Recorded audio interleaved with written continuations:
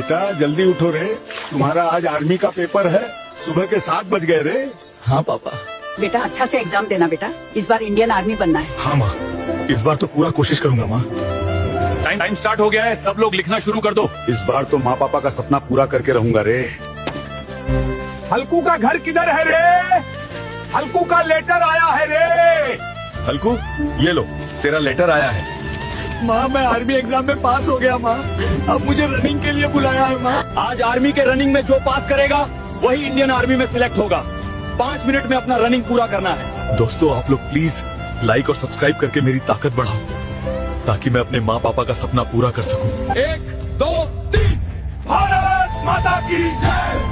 आज माँ पापा का सपना पूरा करके रहूंगा रे। भारत माता की जय। भारत माता की जय। हल्कू और उनके सभी साथी ने 5 मिनट के अंदर रनिंग